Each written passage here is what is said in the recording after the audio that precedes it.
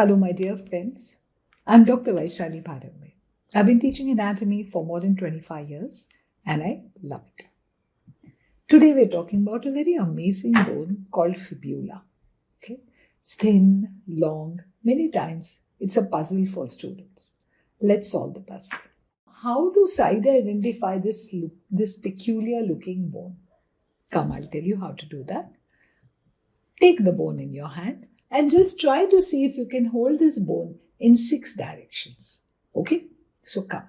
So the upper end of fibula is rounded. It's thick, it's rounded and shows a styloid process that goes superiorly. The lower end is flat. See how flat it is. So that goes inferiorly. Inferior end is flat. Medially, you will see that the lower end shows a triangular facet. The triangular facet for articulation with the talus, that must come medially. Laterally, it shows presence of a lateral malleolus here. So this is medial, this is lateral, this is superior, this is inferior. What about anterior, posterior? Posteriorly, it shows a deep fossa. I want you to focus on this.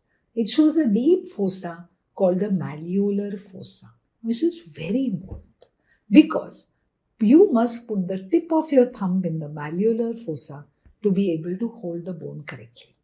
Okay? So, posteriorly malleolar fossa, anteriorly there is no particular feature that is so easy that it will help you to identify. So, you know posterior, therefore this has to be anterior. Now, if you've got all of this, then the lateral malleolus points to the side to which the bone belongs.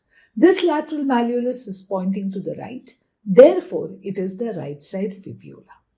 But you still have problems. Students often still have problems. So if you've got this broad end above, flat end below, triangular facet medially, lateral malleolus laterally, malleolar fossa posteriorly, then what do? What you do is, you hold the bone vertically with the tip of your thumb in the malleolar fossa, not from below, but from behind, from posteriorly. If you are able to do this, it will fit only into the hand to the side to which the fibula belongs.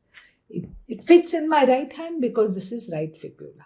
I cannot have my left thumb entering into malleolar fossa here. My index finger enters into it. My thumb cannot enter unless I do my completely twist my hand upside down. It won't enter. So, put your thumb in the malleolar fossa from posteriorly. Hold the bone vertically. That is the normal anatomical position and that is also the side of fibula. Let's do this once more. I've got one more fibula. Broad end above, flat end below. Triangular facet medially. Lateral malleolus lateral. Now I can see a malleolar fossa over here, which I must put posteriorly. I have put it.